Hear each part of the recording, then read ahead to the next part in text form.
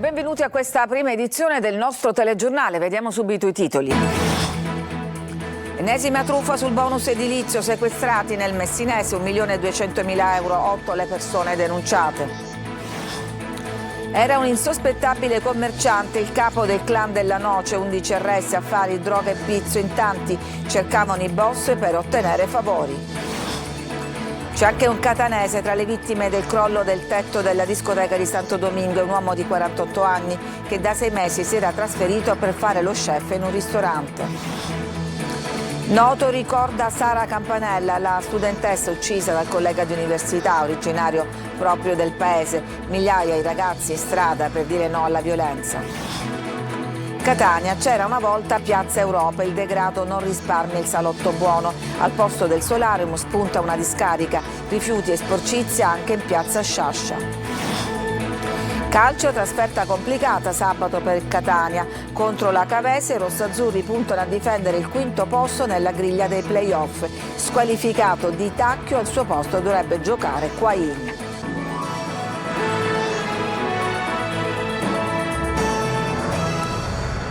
Bonus edilizio, scoperta l'ennesima maxi truffa nel Messinese, sequestrati 1.200.000 euro, 8 le persone denunciate. Francesco Triolo.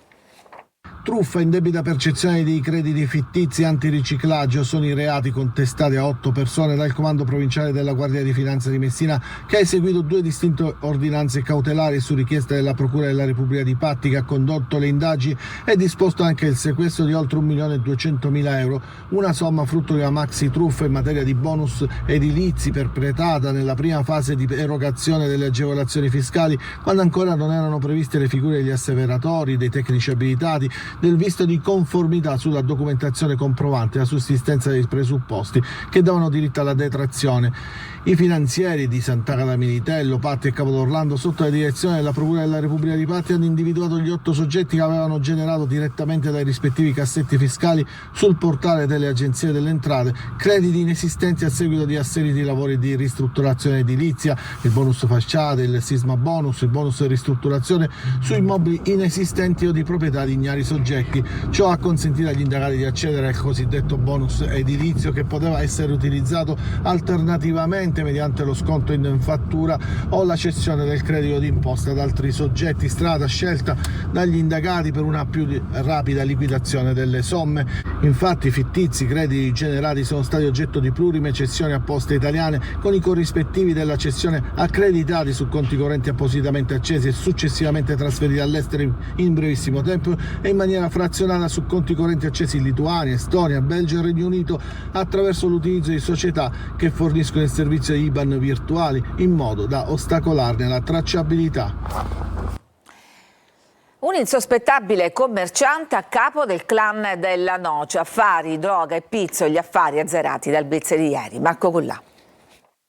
Tra la vecchia e nuova guardia non scorreva buon sangue, c'erano dissapori legati all'ordinamento mafioso. Sono tutte cose inutili, diceva Renzo Lonigro, uscito dal carcere e oggi riarrestato nell'operazione che ha smantellato il clan della Noce a Palermo. A comandare però era un insospettabile commerciante di scarpe, Giuseppe Romagnolo, che avrebbe avuto un ruolo di spicco nell'organizzazione mafiosa. Era lui il capo di uno dei mandamenti storici della città, quello della Noce. È uno spaccato sconfortante quello tracciato dalla direzione distrettuale antimafia di Palermo e sfociato nel blitz con 12 arresti nel mandamento palermitano. La mafia della Noce faceva soldi con droga, ma soprattutto pizzo. Gli operatori economici pagano in silenzio, alcuni si rivolgono ai boss per essere autorizzati all'apertura o per regolare la concorrenza. Sono i commercianti stessi che cercano la mafia per mettersi a posto. Dalle indagini è emersa la convivenza di una parte della popolazione che si rivolgeva ai boss per piccoli e grandi favori. Emblematico il caso di una donna che voleva aprire una pizzeria. Siete le uniche persone che riescono a risolvere tutti i problemi. Mi dispiace, ma è così, diceva l'aspirante ristoratrice. Ma tra i vecchi e i nuovi boss non c'era feeling. Non dare confidenza a quello, dicevano, non è buono. E poi ancora droga, come sempre, una cassa importante per Cosa Nostra. Un 64enne è stato arrestato perché accusato in concorso di sequestro di persona a scopo di estorsione avvenuto a Mussumeli nel 2023. L'uomo, che nel frattempo aveva trovato riparo in Inghilterra, è stato fermato all'aeroporto Falcone Borsellino di Palermo. La misura cautelare scaturisce da un'indagine avviata dai carabinieri in seguito al sequestro di una persona di nazionalità curda tenuta in ostaggio in un'abitazione di Mussumeli e per la cui liberazione i responsabili avevano chiesto il pagamento di $500.000. C'è anche un catanese fra le vittime del crollo del tetto di una discoteca a Santo Domingo. Era un uomo che si era da poco trasferito nella Repubblica Dominicana come chef. Emanuela Corsi. C'è anche un catanese tra le vittime per il crollo del tetto della discoteca Jet Set a Santo Domingo. Luca Massimo Jemolo, di 48 anni, padre di 2 figli, da 6 mesi si era trasferito nella Repubblica Dominicana dove lavorava come chef in un ristorante. Sui social fino a pochi giorni fa pubblicava foto e video del locale in cui lavorava. Luca Jemolo era tra i dispersi dopo l'incidente avvenuto nella notte tra domenica e lunedì. Il suo corpo è stato ritrovato dai soccorritori sotto le macerie. Il sabato eravamo nella stessa discoteca insieme, 48 ore prima. Lui l'indomani ero di riposo, il lunedì e lui il martedì. Io sono andato al lavoro il martedì mattina, i ragazzi mi dicevano che c'è stata una tragedia, che è molto probabile Luca, essendo che gli piaceva la salsa e merengue e ballare, che molto probabile era lì. Ho verificato casa sua, non c'era, ho verificato alcune cose, non c'era, mi sono precipitato in quella discoteca e ho seguito tutta la procedura, visto un po' tutto il disastro che è successo, i corpi che estraevano dalle macerie uno a uno. Intanto si aggrava il bilancio delle vittime, che sale a 124. Lo riferisce il centro operativo di emergenza, mentre le squadre di soccorso proseguono le ricerche. L'incidente è avvenuto mentre si esibiva l'artista di merengue Ruby Perez, trovato morto. Nel paese sono stati dichiarati 3 giorni di lutto nazionale. Secondo Juan Manuel Mendez, direttore delle operazioni di emergenza, i soccorritori hanno tra le 24 e le 36 ore per trovare persone ancora in vita sotto le macerie. Squadra esclusa dal campionato allievi Under 17 per la stagione 25-26, 8 calciatori esclusi da qualsiasi rango o categoria fino al 5 aprile del 2030, altri 2 squalificati per lo stesso periodo e un altro per 3 anni fino al 4 aprile 2028. È la stangata del giudice sportivo della Lega Nazionale Dilettanti sulla società RSC Riposto per l'aggressione all'arbitro 19enne durante la gara del 5 aprile scorso con il Pedara, valevole per i play-off del campionato allievi. A poco più di una settimana dall'assassinio, Noto ricorda Sara Campanella, la studentessa uccisa da un collega di università originario proprio di Noto. Migliaia di ragazzi in strada per dire no alla violenza. Francesco Aloi. Dove c'è l'amore non deve assolutamente esserci la violenza, perché non è giusta in nessun modo, non può essere più che altro giustificata. Oggi Noto ricorda Sara, una vostra coetanea. Sì, purtroppo siamo tutti scossi, tutta Noto è scossa da quello che è successo. I palloncini bianchi, i cartelloni, ma soprattutto loro, i ragazzi. Anche Noto ricorda Sara Campanella. Nella città di origine di Stefano Argentino, assassino reo confesso, in migliaia sono scesi in piazza per dire no alla violenza. Purtroppo questa ragazza è venuta a mancare per un mostro, quindi noi oggi siamo tutti qua riuniti per ricordarla. Quando passa il corteo tra le strade del centro non si muove una foglia. Il silenzio parla più di ogni altra parola per una tragedia che non può avere spiegazioni. L'importante, nonostante l'amore, sia di andare avanti anche dopo un no e non di costringere l'altra persona ad amarti. Nel Palazzo di Città le bandiere sono a mezz'asta. Noto è Sara Campanella, ognuno di noi è Sara Campanella e Noto è qui in piazza con tutti i sindaci della provincia di Siracusa, con Sua Eccellenza Monsignor Salvatore Romeo, per dire no alla violenza. Come ha detto il vescovo di Noto, è una giornata per ricordare Sara nella vita. I social dicono e raccontano della vita di questa ragazza, una ragazza semplice ma intensamente straordinarie. Credo che sia importante celebrare Sara e ricordarla così. E in Viale Gazzi a Messina, dove tutto è accaduto, oggi ci sono fiori, peluche, lettere e palloncini. Questo slargo, come conferma il sindaco Basile, sarà dedicato proprio a Sara. Torniamo a Catania, sale il prezzo dell'autobus ed entra in vigore l'abbonamento integrato bus metro. Non mancano polemiche, sentiamo i chiarimenti del sindaco trentino. Tempo di rincari per il trasporto pubblico a Catania e tempo anche di polemiche e fake news, legate soprattutto a presunte voci di variazioni orarie sugli stalli blu gestiti da Sostare. Orari che al momento non subiranno variazioni, come ha confermato il sindaco trentino. Lo stesso Trentino non esclude però cambiamenti futuri. Per adesso no, aggiungo per adesso perché la stiamo prendendo in considerazione, ma non è solo una questione di aumento fine a se stesso, si tratta di un aumento finalizzato a compensare dei costi in più che noi vogliamo chiedere a MTS per aumentare il chilometraggio del trasporto pubblico locale e nello stesso tempo noi stiamo cercando anche di creare degli strumenti dissuasivi non alla sosta ma alla circolazione delle auto. Intanto il costo del biglietto degli autobus è passato da €1 a €1,40 per la corsa semplice da 90 minuti, allineandosi ai prezzi di Palermo e Messina.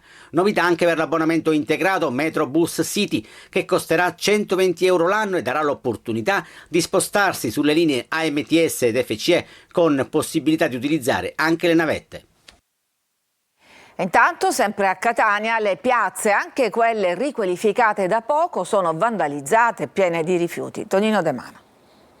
Inciviltà, incuria, indifferenza e perché no imbarazzo. A Catania, piazza non fa rima con luogo di svago e di ritrovo, ma di abbandono e di approssimazione. Mentre si annuncia in pompa magna la realizzazione di nuove aree attrezzate a verde, quelle presenti, anche di recente inaugurazione, sono nell'oblio. Piazza Europa è l'esempio lampante. Guardate le condizioni delle panchine smart con ricarica wireless per lo smartphone. Nessuno le utilizza e a giudicare dalle immagini chi può siede altrove. In pratica tutti evitano la tecnologica e sporca panchina. A pochi metri cumuli di coriandoli, eppure il carnevale è passato da quasi 2 mesi. Il problema è la sera, quando si radunano i ragazzi un po'... Abbiamo visto troppe bottiglie di vetro rotte. Sì, anche io le vedo. Infatti devo stare sempre attento col cane che passeggia di qua. Ora c'è una porcheria, una schifezza. Non va meglio in piazza Sciascia, dove rifiuti e vetri sono ovunque, con alcuni contenitori dimenticati persino da chi dovrebbe occuparsi di svuotarli. Quello che vedete è in queste condizioni da oltre 10 giorni. Immancabile l'azione dei vandali, con plafoniere ed arredi distrutti. Da coprirsi il volto e gli occhi, la prosecuzione di piazza Sciascia con il parquet distrutto, mattonelle staccate e vetri in frantumi. L'affaccio a mare è un pugno dritto nello stomaco per chi crede ancora nella bellezza. E siamo al solarium, o meglio, al solarium che non si farà. In questo spiazzo, la scorsa estate, migliaia di catanesi e turisti godevano della brezza marina. Quest'anno non sarà così e l'area è già trasformata in una discarica a cielo aperto. Una transenna del comune di Catania viene utilizzata come scaletta. Giunti sul basolato occorre fare attenzione ai vetri rotti e ai chiodi arrugginiti. Prima di sporgersi per guardare il mare vi consigliamo di tenere gli occhi bassi, ma neanche troppo, visto che tra gli scogli si scorge persino uno scarico fognario. Ci fermiamo, c'è una pausa per la pubblicità, torniamo dopo con altre notizie.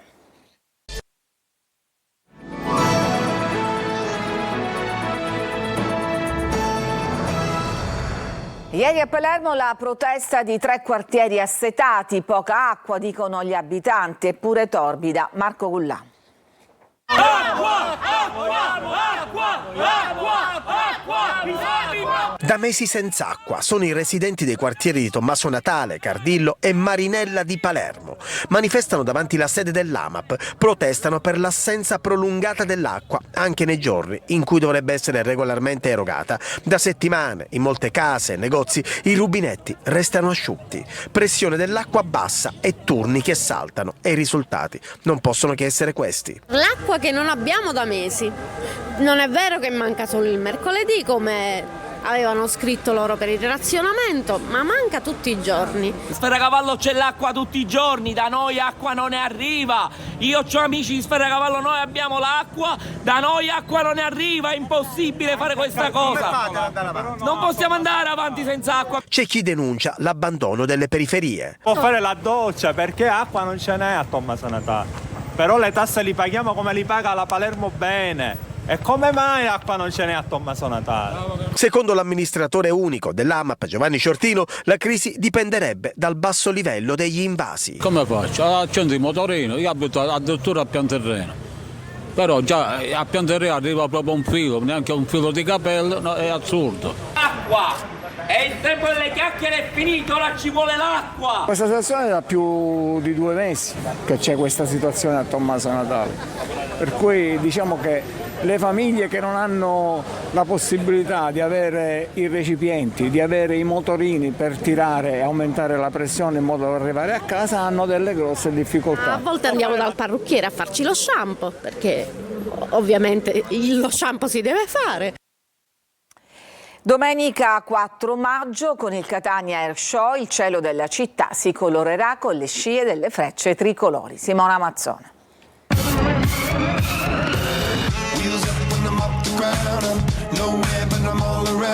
Il cielo di Catania pronto a colorarsi con l'esibizione delle frecce tricolori grazie all'evento di Aereo Club e Aeronautica Militare. Appuntamento domenica 4 maggio con il Catania Air Show, nasi all'insù in piazza Franco Battiato, più conosciuta dai catanesi come piazza Nettuno. L'evento è stato presentato a Palazzo degli Elefanti. Unire i tanti catanesi sotto quella bandiera tricolore che assieme a quella rosso-azzurra rende ciascuno di noi orgoglioso e fiero della propria identità, della propria provenienza. Diventa uno spettacolo di straordinario impatto, di straordinaria efficacia e devo pubblicamente ringraziare l'ingegnere Simone Massaro che l'ha fortemente voluto e finanziato. Il Catania Air Show avvia il calendario nazionale delle manifestazioni aeronautiche del 2025 e proprio sul capoluogo etneo sono previste per la prima volta esibizioni aeree senza precedenti a circa 200 metri dalla scogliera.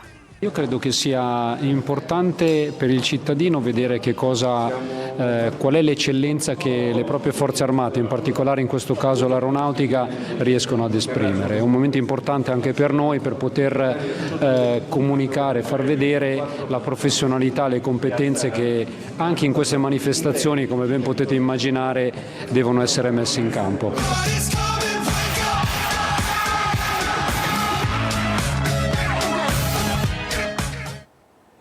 Ci fermiamo, c'è ancora una pausa e poi torniamo con la pagina sportiva.